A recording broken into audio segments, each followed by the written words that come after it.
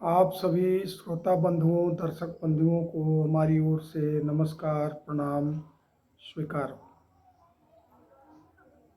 जी, आज हम फिर लाइव आए हैं मिशन मार्ग के बैनर तले। आज एक बहुत ही प्रेरक प्रसंग, बहुत ही प्रेरणादायक प्रसंग आपके बीच लेकर आए हुए हैं। आप कहीं नहीं जाएंगे, आप सभी ध्यान पूर्वक एकचित्त होकर सुनेंगे। राम नाम की महिमा।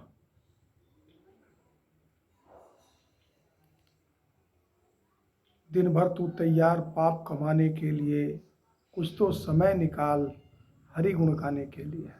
राम नाम की महिमा। आज इस विषय पर हम चर्चा करेंगे।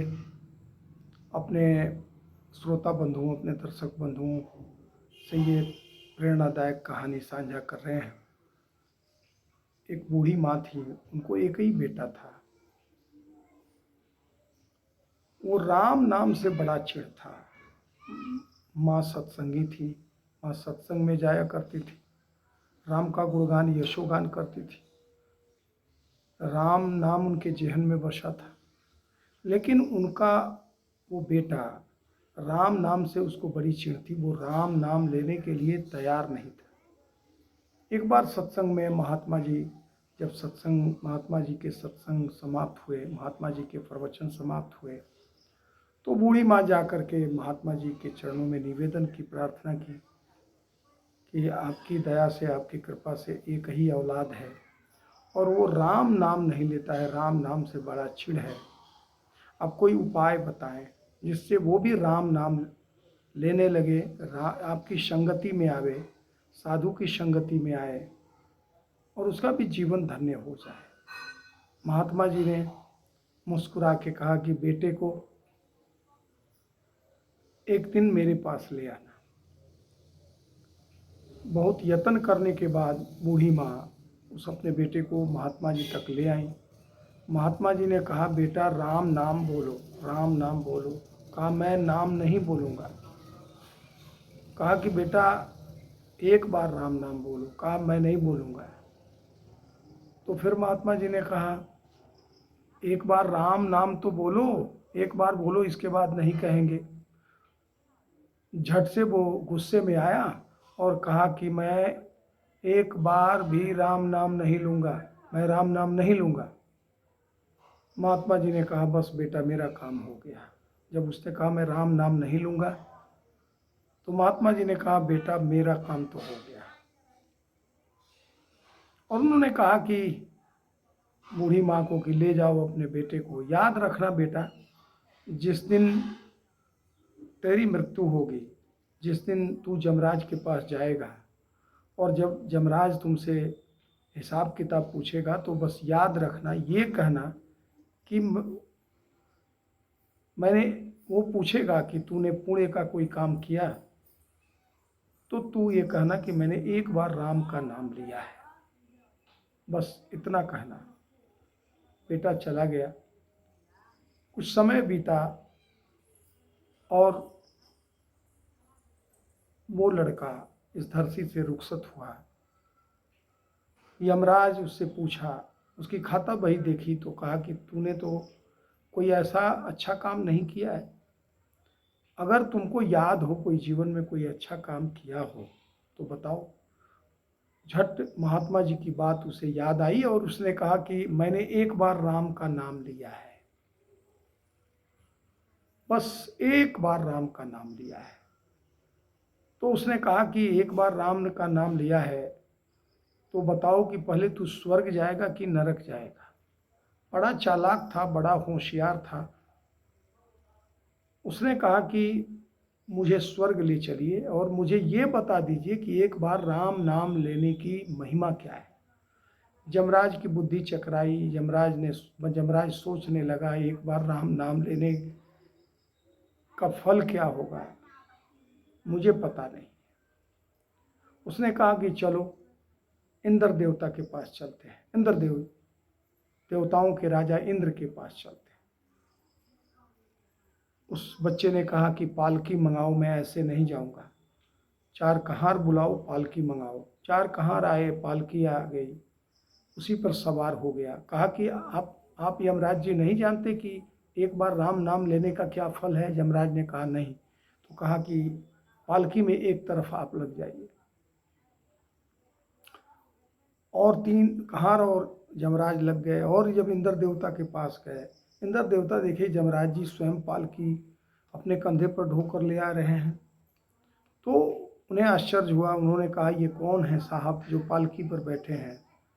यमराज ने कहा, महाराज, एक बार इन्होंने जीवन में राम नाम लिया है और ये पूछ रहे हैं कि एक बार राम नाम की महिमा क्या है, एक बार राम नाम का फल क्या है, एक बार राम नाम लेने का फल क्या है। इंद्र देवते ने कहा कि मुझे तो पता नहीं है, ये बात तो ब्रह्मा जी बता सकते हैं।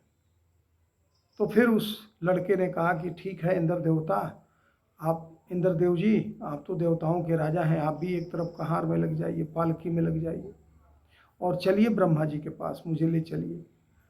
अब यमराज जी और इंद्रदेव दोनों लग गए। अब 2 उधर लग गए, 2 कहार और थे। फिर ब्रह्मा जी के पास गए। ब्रह्मा जी ने देखा कि स्वयं यमराज और इंद्रदेव दोनों पालकी में कहार बने हुए हैं। तो उन्होंने कहा कि ये कौन है पालकी में जो बैठे हैं? तो इन दोनों ने बताया कि एक बार राम नाम की महिमा पूछ रहे हैं, राम नाम का, एक बार राम नाम लेने का फल क्या है। तो ब्रह्मा जी ने कहा, ये तो मुझे भी पता नहीं है, हो सकता है शंकर जी बता दें। तो फिर उस लड़के ने कहा कि ब्रह्मा जी आप भी आ जाइए और इस पालकी में लग जाइए। अब पालकी में बैठ गए, यमराज लग गए, इंद्रदेव लग गए और ब्रह्मा जी लग गए। फिर शंकर जी के पास पहुँचे। शंकर जी ने पूछा कि ये कौन है जो आप तीनों आदमी पालकी के कहार बने हुए हैं, ये कौन है, इनका क्या परिचय है? उन्होंने कहा भगवान शिव से कि महाराज, ये एक बार राम नाम लेने का फल पूछ रहे हैं, सो आप तक हम लोग आए हैं, आप ही बता सकते हैं। शंकर जी ने कहा कि मुझे तो पता नहीं है, एक बार राम नाम लेने का क्या फल है ये तो मुझे पता नहीं है। कहा कौन बताएगा? कहा कि भगवान विष्णु बता सकते हैं। फिर क्या उस नौजवान ने मुस्कुराते हुए कहा शंकर जी से कि आप भी पालकी में लग जाइए। और अब चारों कुम्हार मुक्त हो गए। अब ये चारों लोग लग गए, यमराज जी, इंद्रदेव जी, ब्रह्मा जी और शंकर जी, चारों लोग ले गए और चलने कहा विष्णु जी के पास ले चलिए। विष्णु जी के पास ले गए। विष्णु जी देखे, अरे ये कौन महान हस्ती आ गया, धरती से कौन ये महान हस्ती आ गया? इस स्वयं ब्रह्मा जी, शिव जी, यमराज जी, इंद्रदेव जी इस पालकी को ढो रहे हैं। तो उन्होंने कहा कि महाराज, ये एक बार राम नाम के महिमा के बारे में पूछ रहे हैं, एक बार राम नाम के फल के बारे में पूछ रहे हैं। विष्णु जी ने कहा कि अभी आप लोगों को एक बार राम नाम का फल पता नहीं चल रहा है। एक बार राम नाम इन्होंने जीवन में लिया है तो यमराज, इंद्रदेव, ब्रह्मा जी और शंकर जी स्वयं चारों पालकी ढो रहे हैं। एक बार राम नाम लेने का ये फल है और आप चारों लोगों को पालकी में इनको लेकर आना हो रहा है, तो ये आपको अभी तक महिमा का पता नहीं चल रहा है। और स्वयं विष्णु जी ने उन्हें अपने गोद में, उस नौजवान को, उस बालक को अपने गोद में लेकर और उन्हें प्यार देने लगे। अब जो स्वयं विष्णु के गोद में बैठा हो, एक बार राम नाम जीवन में लिया हो, वो भी अपने मन से ना लिया हो, महात्मा जी ने चालाकी से प्रयत्न करके एक बार राम नाम कहने के लिए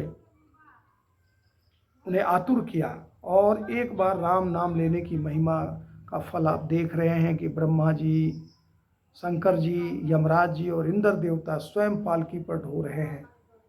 तो बताइए, जब जो स्वयं भगवान के गोद में बैठ जाए, जो परमपिता परमात्मा के गोद में बैठ जाए, जो निराकार दातार के गोद में बैठ जाए, तो फिर उसे फिर नरक जाने की ज़रूरत नहीं है। वो तो मोक्ष का अधिकारी हो गया, वो तो मुक्ति का अधिकारी हो गया, उसका तो जीवन सफल हो गया।